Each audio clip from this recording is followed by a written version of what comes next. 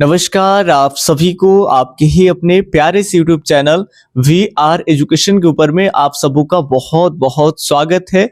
और जो भी हमारे साथी BPSC TRE 4.0 की तैयारी कर रहे हैं और आप सब जानते हो कि आप किसी भी सब्जेक्ट से हैं, आपका जो 40 अंक 40 मार्क्स में जो जीके जीएस का जो आपका वेटेज है वो बहुत ज्यादा इंपॉर्टेंट हो जाता है। और वहीं जीके जीएस का एकदम इंपॉर्टेंट क्वेश्चन हम आपके लिए लेकर के आए हैं।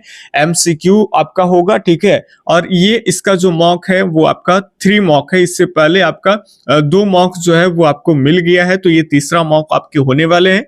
चलिए, तो बिना देर किए हुए हम लोग प्रश्न के ऊपर में बढ़ते हैं। 10 से 12 मिनट के अंदर में हम लोग कम से कम 10 क्वेश्चन देखेंगे और प्लस एक मगनिया देखेंगे। मतलब टोटल 11 क्वेश्चन 10 से 12 मिनट के अंदर देखने वाले। ये रहा आपका 254 नंबर का आज का पहला ही प्रश्न। आप मानिए त्वरण की इकाई क्या है। जीके जी से इसमें आपका साइंस भी होगा और आपका हिस्ट्री ज्योग्राफी पॉलिटी एकदम मिक्स होगा, ठीक है। चलिए, तो त्वरण की इकाई क्या है आपका मीटर सेकेंड, मीटर पर सेकेंड स्क्वायर या फिर केजी मीटर पर सेकेंड स्क्वायर या फिर एन, जिसे आप एन से किसे डिनोट करते हैं। तो आप सबको मालूम है कि एन से हम लोग बल को आपका न्यूटन जिसे कहते हैं, तो ये बल का आपका मात्रक है ना। तो बल के मात्रक को न्यूटन कहते हैं और इसे एन से क्या करते हैं भाई, तो प्रदर्शित करते हैं। लेकिन इसमें त्वरण पूछा जा रहा है। त्वरण आपको बता दे, त्वरण का फॉर्मूला भी आपको हम बता दे। एक्सीलरेशन जो पढ़ते हैं आप लोग, उसमें त्वरण का फॉर्मूला होता है चाल में परिवर्तन बटा समय में परिवर्तन, है ना। क्या होता है, तो चाल में परिवर्तन ऐसे शॉर्ट में लिख दे रहे, परिवर्तन बटा समय आपका हो जाएगा। चाल में परिवर्तन, समय में परिवर्तन ही समय। तो चाल में परिवर्तन की अगर हम बात कर लेंगे तो इसका मात्रक हो जाएगा चाल में परिवर्तन। चाल को हम किस में करते हैं, तो मीटर, और चाल में परिवर्तन मीटर पर सेकंड हो जाएगा और अपॉन सेकंड हो जाएगा। तो इसमें क्या हो जाएगा आपका, तो 1 मीटर और सेकंड तो आपका मीटर पर सेकंड स्क्वायर। तो यहाँ मीटर पर सेकंड स्क्वायर की बात कर लेंगे तो बी ऑप्शन एकदम आपका सही है ना। चलिए, थोड़ा सा फास्ट कर देंगे, ज्यादा क्वेश्चन के एक्सप्लेनेशन के ऊपर में नहीं हम लोग करेंगे, क्योंकि बहुत सारे ऐसे बच्चे हैं कि जो क्वेश्चन इधर उधर करने में नहीं है, उनको जल्दी जल्दी प्रैक्टिस करना है, तो उनके लिए ही ये सीरीज रहेगा, ठीक है। हम आपका समय ज्यादा नहीं लेंगे। अगले प्रश्न की बात करें, 255 नंबर प्रश्न है, भोजन में सबसे बड़ी ऊर्जा किससे प्राप्त होती है। विटामिन से, वसा से, प्रोटीन से या फिर खनिज से। तो आप सब जानते हो कि भोजन में सबसे ज्यादा अगर ऊर्जा की बात कर ले तो ऊर्जा आपको किससे मिलता है, तो वसा से मिलता है। यदि आप बी ऑप्शन चूज कर ले तो एकदम आपका सही है। 4 ऑप्शन देख के घबराइएगा नहीं कि आपके तो एग्जाम में 5 ऑप्शन आते हैं, पैटर्न यही है, इसी में केवल हम कर देते एक से अधिक या फिर इनमें से कोई नहीं।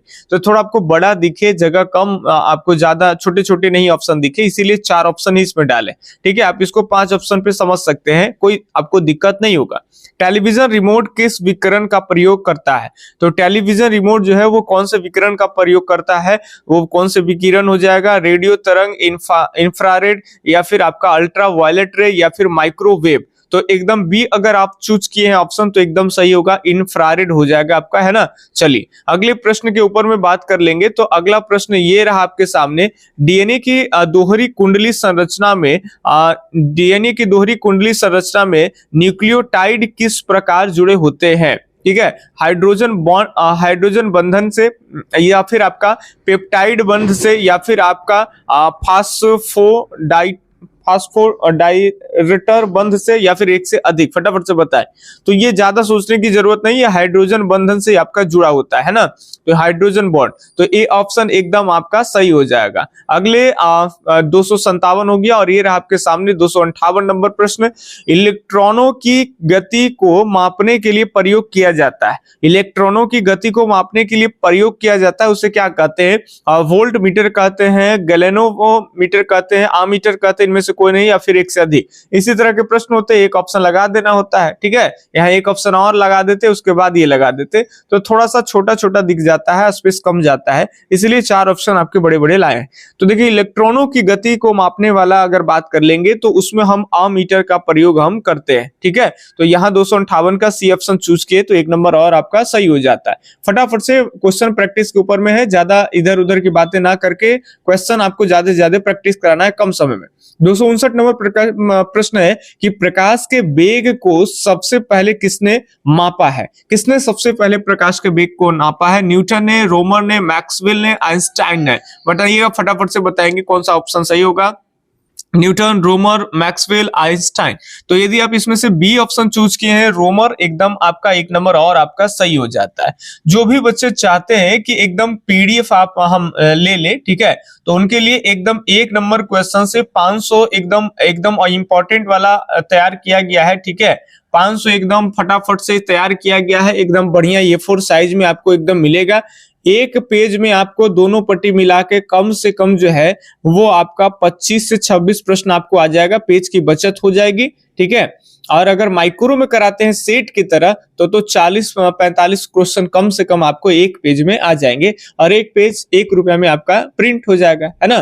तो इसी तरह से 500 क्वेश्चन का आपको एक पीडीएफ छोटा सा दे देंगे और उसका जो फी होगा, जीके जीएस का जो फी होता है वो 199 रुपया। जो म्यूजिक वाले होंगे उनको 1000 प्लस क्वेश्चन मिलेंगे, उसका भी फी आपको 199 है। लेकिन अगर कोई म्यूजिक के साथ अगर ये जीके जीएस वाला लेते हैं तो उनको केवल 99 रुपया में दिया जाएगा। जो स्पेशल अगर दूसरे सब्जेक्ट से हैं तो कॉमन पेपर में जीके जीएस का लेना है तो उनको 199, और म्यूजिक के लेते हुए अगर केवल ले रहे हैं जीके जीएस तो केवल खाली 99 लगेगा, ठीक है। यानी म्यूजिक और जीके जीएस का आपका 299 में मोटा मोटी कंप्लीट दे देंगे, है ना। चलिए, तो आप संपर्क कर सकते हैं, लिखिए मेरा नंबर, लिखिए 88 और 25 और 376551, ठीक है। ये कांटेक्ट नंबर है, आप इसी नंबर पे कॉल या व्हाट्सएप कर सकते हैं। फोन पे पेमेंट भी इसी नंबर पे करना। चलिए, अगला प्रश्न है, जवाहरलाल नेहरू की अस्थायी सरकार में श्रम मंत्री कौन थे? फटाफट से बताएंगे कि जवाहरलाल नेहरू के अस्थायी सरकार में श्रम मंत्री कौन है? अरुणा अशरफ अली, या फिर सी राजगोपालाचारी, या फिर जगजीवन राव, जिसे बाबू जगजीवन राव के नाम से जानते हैं, एक से अधिक, या फिर इनमें से कोई नहीं? तो जवाहरलाल नेहरू के अस्थायी सरकार में कहेगा, या फिर आपका पूछा जाएगा कि अंतरिम सरकार में। अंतरिम सरकार का मतलब वो हो गया कि जब अंग्रेज हमें आजाद कर रहे थे तो हमें एक सरकार का गठन किया, ठीक है। और वो सरकार कब तक चली? जब तक देश में पहला लोकसभा का आम स्वतंत्र चुनाव नहीं हो गया, है ना। तो चुनाव आयोग का गठन आपका 1950 में हुआ और फिर 1950 के बाद उसको वोटर आईडी कार्ड बनाना, चुनाव कराना, ये सारी प्रोसेस आप एनसीईआरटी के पॉलिटिकल में पढ़ेंगे कि 1952 में जाकर के फाइनली देश में पहला लोकसभा का आम चुनाव हुआ और 1946 में आपका सरकार का गठन हुआ, प्रधानमंत्री सब बनने लगे। तो 46 से 52 के बीच में जो हमारी सरकार रही, जो बिना चुने हुए रहा है, उसे अंतरिम सरकार कहते हैं। एक तरह से अप्रत्यक्ष रूप से इसे आप कह सकते हैं कि जवाहरलाल नेहरू के अस्थायी सरकार, चूंकि प्रधानमंत्री वही थे। तो इस अंतरिम सरकार की अगर बात कर ले, अंतरिम सरकार में श्रम मंत्री कौन है? तो वो है बाबू जगजीवन राव, यानी अगर सी ऑप्शन चूज किए तो एकदम आपका सही है। अगले प्रश्न के ऊपर में बढ़ते हैं। सीरीज से आपको बेनिफिट मिल रहा होगा तो जरूर लाइक करिए, अगर आपको अच्छा नहीं लग रहा है तो डिसलाइक भी कर सकते हैं, दोनों ऑप्शन यहाँ पे रहता है, ठीक है। हमें कोई ऐतराज नहीं है, ठीक है। बाकी अगर आप लाइक करते हैं तो हम आपसे प्रेरित होते हैं, 200-400 100-150 व्यूज पर भी हम आपके लिए अगले सीरीज लाने के लिए एकदम प्रेरित रहते हैं। क्योंकि आप लोग शेयर तो करते नहीं, तो शेयर कर दीजिए, ये कहना ही मूर्ख वाली बातें हैं, ठीक है। चलिए, 261 नंबर प्रश्नों की बात कर लेंगे। तो किस वर्ष बिहार प्रांतीय किसान सभा का गठन हुआ? यहाँ पे बिहार प्रांतीय किसान सभा की गठन कही जा रही है, ना कि आपका ऑल इंडिया की बात के, बिहार के संदर्भ में। तो बताइए 20 में, 24 में, 1929 में, एक से अधिक, या फिर इनमें से कोई नहीं? तो ये 1929 में बिहार में जो है आपका बिहार में 1929 ईस्वी में बिहार प्रांतीय किसान सभा का गठन किया गया। अच्छा, ऑप्शन बताइए कि और बताइए कि किनके अध्यक्ष में किया गया। बाकी जो पीडीएफ लेंगे तो उनके आंसर में एकदम एक एक चीज क्लियर कट वहां लिखा हुआ रहेगा, है ना, सारी बातें यहाँ पे, और भी इससे संबंधित जानकारी आंसर वाले पीडीएफ में वहां पे जो देंगे वो वहां पे रहेगा। बताइए, ऑल इंडिया मुस्लिम लीग ने किस वर्ष अलग पाकिस्तान की मांग रख दिया? मुस्लिम लीग के द्वारा जो है वो अलग पाकिस्तान की मांग कब रखा गया था? 22 दिसंबर 1939, 8 अगस्त 1940, 23 मार्च 1940, इनमें से कोई नहीं, ठीक है। तो मुस्लिम लीग के द्वारा मार्च 1940 पे अगर याद रखेंगे तो यहाँ पे दिसंबर कट जाता, अगस्त कट जाता, है ना। तो ये एनसीईआरटी के 12th एनसीईआरटी में 23 मार्च एक छोटा डेट के साथ तो नहीं दिया हुआ है, वहां डायरेक्ट दिया है मार्च 1940। लेकिन अगर वो भी एनसीईआरटी वाली आप ध्यान रखते तो बाकी दो ऑप्शन कट जाता, यहाँ सी ऑप्शन आप आराम से तुक्का लगा सकते हैं, ठीक है। चलिए, तो 23 मार्च 1940 को मुस्लिम लीग के द्वारा जो है वो अलग पाकिस्तान एक राष्ट्र की मांग रख दी गई। इससे पहले बहुत इतिहास है, आप पढ़े ही होंगे कि पाकिस्तान शब्द पहले कौन दिया, चौधरी रहमत अली, सब आप पढ़े होंगे, कैम्ब्रिज यूनिवर्सिटी का छात्र। उसके बाद पाकिस्तान की जो सीमाएं हैं, बहुत तरह की चीजें हैं, मांग कौन रखा, कैसे हुआ, इसमें अलग बातें यहाँ बोलेंगे तो लंबा हो जाएगा। 12 मिनट के अंदर में कम से कम 11 क्वेश्चन कर देने हैं। जल का घनत्व अधिकतम होता है, बताइए जल का अधिकतम घनत्व होगा, जल का घनत्व अधिकतम होता है 0 डिग्री या फिर 4 डिग्री पर या फिर आपका 30 डिग्री सेल्सियस। फटाफट से बताएंगे तो ये होगा आपका 4 डिग्री सेल्सियस पर। ठीक है, तो बी ऑप्शन एकदम यहाँ पे सही है। यदि आप 4 डिग्री सेल्सियस चूज किए तो सही है। ठीक है, और आज का लास्ट प्रश्न फटाफट से बताएंगे, सम्राट अकबर से प्रश्न है, अकबर के राज्य के समय बिहार को कितने सरकारों में बांटा गया है? फटाफट से बताएंगे। जब अकबर का हुकूमत चलता था, सम्राट अकबर, पूरे मुगल वंश का सबसे महान सम्राट अकबर है ना, तानसेन वगैरह, संगीतक, बहुत तरह की चीजें हैं, कितने पढ़ेंगे। अकबर से संबंधित बहुत इंपॉर्टेंट क्वेश्चन आता है, कहाँ इनका जन्म हुआ, बैरम खां जो इनका संरक्षक था। ठीक है, तो ओवरऑल जब अकबर का राज्य चलता था, ठीक है, 1500 कब चलता था, 1555 के बाद 56 ही ले लीजिए, 56 से लेकर 1605 में अकबर की मृत्यु हो जाती है।